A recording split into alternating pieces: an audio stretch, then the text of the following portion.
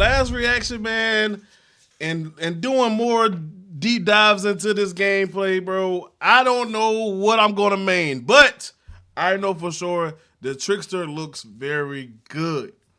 The Trickster look good. The warrior give me the barbarian feel, and I was like barbarian on Diablo 4. I'm not saying that I don't like barbarian. I'm not saying that, but I'm like I said, Diablo 4. I'm still sour with it. I still sour with it, man. I still sour with it. But so I kind of trying to find other classes to play with other than that type of class because I done spent time with it, and then everybody know Diablo 4. But we're gonna check out this Trickster, the breakdown, and see if this might be the one because I think it is. Dragon's Dogma 2 offers a wide variety of playstyles depending on what vocation you select. Most of these are the kinds of archetypes that you'd expect: melee sword fighter, speedy dagger wielding thief, ranged archer, and spell slinging mage. And some are hybrid vocations like Mystic Spearhand and Magic Archer that combine elements of one vocation with another for a completely new style of play. But what of the Trickster vocation? It was revealed as part of the Dragon's Dogma 2 showcase back in November, but little has been shown of this unique class beyond that quick 45-second look and a short description on the Dragon's Dogma 2 website. Fortunately, as part of our visit to Capcom, we got to sit down and play with the Trickster for about an hour, and I can confidently say that this is a style of gameplay unlike anything I've ever seen in an open-world action game. What? To start, the Trickster is essentially a pacifist. Their chosen weapon, a ceremonial censer, does little to no damage when it's swung at an enemy. Instead, the purpose of attacking is to build up aggro and pull an enemy's attention towards you. To that end, you also have a special ability called Suffocating Shroud that sends out your smoke in a wide area and draws a large amount of enemy attention towards you. So, the question is, why would you want to get a whole group of enemies swarming on you if you can't actually damage them? See, that's where the word Trickster comes into play. By using the Trickster's unique skill, Ephegeal Incense, you create a simulacrum, or a clone for simplicity's sake, that enemies will perceive as the real you. This clone has its own health bar and will disappear if it's killed, but you can also teleport the clone to you while it's still alive with the press of a button. This way, you can basically kite enemies to wherever you want as long as you keep their aggro and keep your clone alive.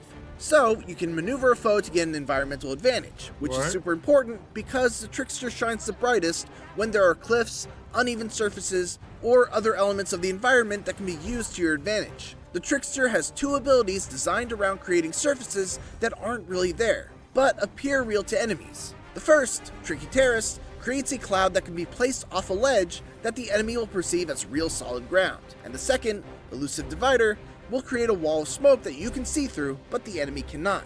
The final piece of this puzzle is the Visitant Aura, a technique that essentially allows you to make an astral projection that you can freely move around to scout the landscape for as long as your stamina will allow. You're super vulnerable while controlling the projection, so using Elusive Divider to give yourself some cover while using it in the heat of battle is a good idea. Crucially, you can float off ledges, ascend or descend at will, and even call your clone to wherever your projection currently is.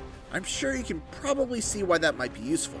When you combine all of these tricks together, the real value of the Trickster comes into view. Before getting into a combat encounter, you can create a clone with Ephegeal Incense, use Visitant Aura to scout out an area for enemies and look for any sort of environmental hazards, like a cliff for instance, recall your clone so that it hovers over said environmental hazard, place a false floor underneath it with Tricky Terrace, then lure enemies close to the clone and use Suffocating Shroud to send all their aggro towards the clone, and then watch with glee as enemies throw themselves off the ledge. Wait!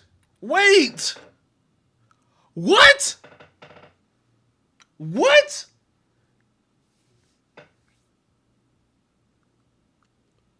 What?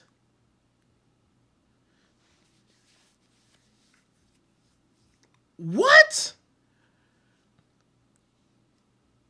Yo, what kind of class is this, bro?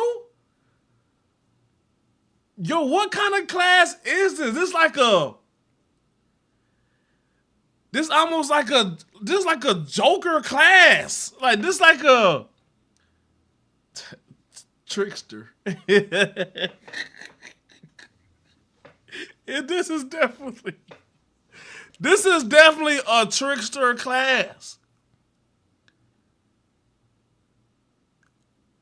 Yo, man. An effort to get at you.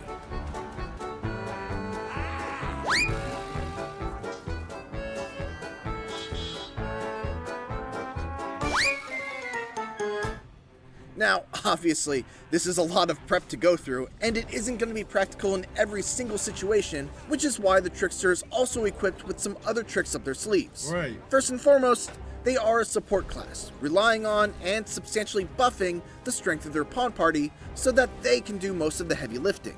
One such buff is Aromatic Resurgence, which supercharges your party, making them hit a lot harder. While I was playing for gameplay capture reasons, I had to make a mental note not to use this buff because my pawns would kill all of my foes before I got a chance to show off any of the more technical tricks of the vocation. The most powerful spell I saw of the Tricksters was Dragon's Delusion, which takes some time to cast, but brings forth an illusion of a dragon that terrifies any enemy that sees it, even large ogres, bringing them down to their knees, giving your pawns ample opportunity to do big damage. Since most of the Trickster's other skills seemed well suited for dealing with small to mid-sized enemies, this was a really nice addition to see as something that could also let them deal with the bigger and badder enemies. The Trickster was not an easy vocation to figure out in just an hour's time. Right. It took me a little while to fully grasp the aggro system, avoiding pulling too much aggro and not having a way to get away from the enemies I just attracted, but Right. once it clicked, I found it to be a uniquely satisfying vocation that brought to mind one of the core I will tenets say of Devil this. May Cry's combat. I will say this. The Trickster, with it being a support class, and you can have like your pawns do more of those things, this would be a very interesting playthrough to use the Trickster. Because I'm not sure that a lot of people are actually looking at this and like, you know what, I want to play with this. I'm not sure if a lot of people is. But this would be very interesting in if somebody was to play this. I'm thinking about doing Trickster. Let's finish this video up. It's not just about killing every enemy in the room, Right. but how you kill every enemy in the room. Right. It's an intentionally underpowered vocation that's designed to encourage creative thinking to solve difficult combat problems in ways beyond just swinging a weapon or hurling a tornado at it. And it's one that I'm very excited to experiment more with once I've got my hands on the full game. Yes. It's a very technical class. I'm thinking I'm main a Trickster, bro. Trickster might be it for me. Comment down below who y'all guys gonna be maining, bro. Cause I'm thinking I might do the Trickster, but put it down below who y'all guys gonna do. Cause I do like Warrior, and you know that Thief is crazy. So put it down below who y'all guys gonna main for Dragon's Dogma 2. And if y'all haven't watched this video yet, make sure y'all check this video out and make sure y'all guys subscribe to this channel. I'll see y'all guys in the next one. Peace.